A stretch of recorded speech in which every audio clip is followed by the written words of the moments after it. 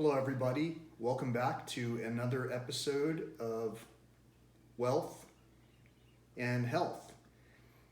I guess in a lot of ways, that's what I've been talking about for quite some time, and I've tried respectfully to cross boundaries that maybe aren't ready to be crossed. For an example, when I talk about religion, I automatically Did you see that subconscious gesture? When I talk about religion, that's how I said it. I didn't mean to, but in my mind, I'm observing the things that come from me, naturally or unnaturally, however you might want to see things. I think it's quite natural. As long as we express ourselves naturally, and in fact, a lot of times when we use our hands to be descriptors, some people can take offense to that and they get kind of agitated, when we're using our hands. But our hands are very subtly giving away insight, subtly showing our inner selves. All of our gestures do, our facial responses, etc. I'm more of a non-responsive type person. For an example, if someone were to surprise me coming in the door suddenly, I might not just startle in the same way. It's almost like based on my upbringing, which had quite a bit of trauma in the mix, it caused a certain level of responsiveness to be there and also to not be there. So in one of the episodes, I talked about giving percentages of our hearts. And if you really think about what I was saying then, that's the same thing that I'm saying right now. Some of us had not really fully been perceiving those gestures that we do, that we sometimes can express almost subconsciously. And so when I talk about religion, again, I'm not losing focus here. I'm telling you about these stories that take more than a meme to condense all of the insight. So thank you so much for paying attention with me and following along. And please try to hear what I'm saying without any kind of emotion. Take the anxiety out of it and let's just talk religion today. We talked politics, we kept it under a minute. I still don't know how much participation there will or will not be on my threads as I ask these questions. People are somewhat apprehensive to respond. And it might be because some of the things that I say might sound utterly ridiculous or utterly intelligent and unintelligible, because to listen to something intelligent takes a little bit more time. In other words, we're having difficulties reading books, any books. It could be Clan of the Cave Bear. It could be the Farmer's Almanac. It could be the Bible. We're having trouble reading any books, but even beyond that, when someone says a word like the Bible, religion, or something of that nature that's been really advertised to us in one way on the media, sometimes we kind of tune out. And so today when I talk about religion, I'm telling you, if you find yourself tuning out, that's kind of too bad, because this isn't really just about religion. This is about having fun and really getting in touch with yourself again. And if you find yourself struggling to listen, it's not that it's too bad if I care about you, if I come from this topic with compassion. It's more like I'm recognizing that in my own self, I had a big conflict when it came to being myself. And when you're not yourself, there's quite a bit of conflict, internal conversation that happens at all times. So when I talk religion, it's something that I absolutely believe in. I believe in a spiritual world. I believe in these concepts such as law of attraction. I believe in concepts that almost seem impossible to believe in if not for the sheer absolute timing of it all. And the timing is always something that's the most profound.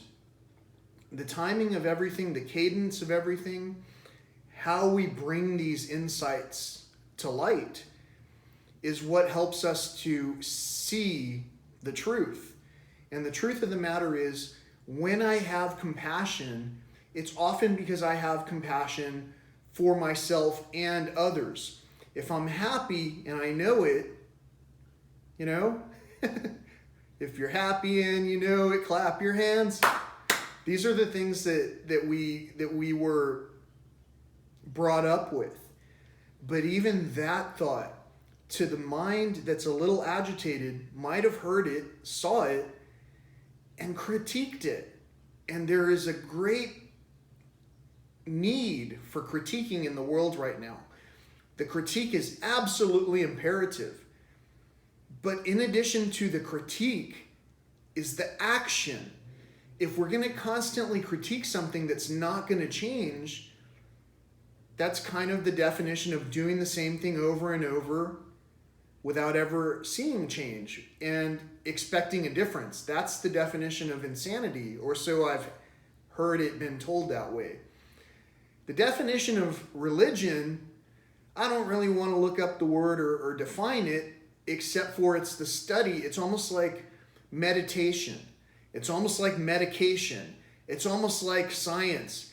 All of these are studies for the purpose of furthering all of those beautiful expectations that we have of this amazing world. When I started to come closer to spirituality, instead of trying to critique and place myself in the echelons of what I deemed to be worthy, when I turned away from the righteousness of it, I began to spend more time enjoying things in nature. Nature has a symmetry that cannot be denied. Nature has a yin and a yang. Nature has a good and a bad. When I say I believe in a religion, in peace, in the teachings of, what I mean is I believe that we can absolutely accept those positive balances of spirituality by just accepting responsibility for self-control. Everything that comes within our hands shows excess or balance. In some cases, there's a need to have excess. And that's because the imbalance is such that it cannot be corrected with the same actions as carried out in the past over and over by the simple teachings of our fathers. We need to get past the our fathers of religion and move more into the collective, what did that mean? The Our Father, for an example, as a prayer. Some people can't hear those words. It's a dividing concept. But as a toddler in the play yard, if you and I were playing in a sandlot, and I had a toy and I brought a toy, and you had a toy and you brought a toy, and one of us wanted the other person's toy, coveted, I mean, these are things that can lead to serious outcomes. Take some of the stories like Cain and Abel out of the Bible and put it into real life. Do we not in today's world see actual accounts of people willing to go to the death over property, or even to fight over it and spill blood over things that are just property, inanimate? Are we willing to kill those relationships with one another? Is basically the conceptual teaching of what peace is.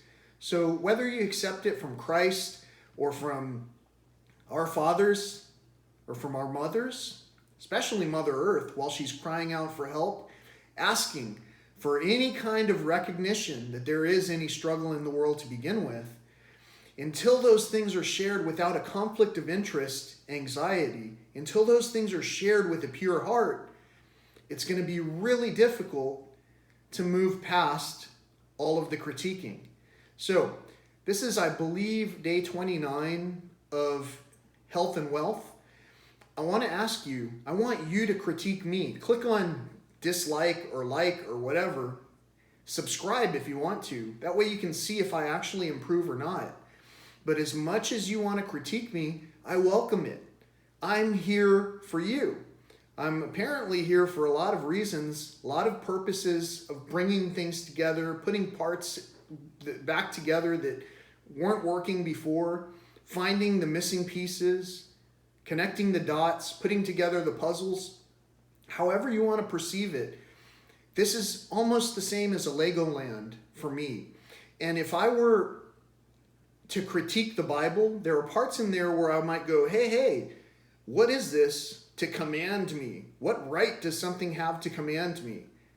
If I were the maker of a house or of a product or of anything, life even, I would want to command its beauty and bring it to order around me. And that would be well within my right. If someone else were to judge me for bringing things in order when they themselves are in disarray, that's just basically jealousy.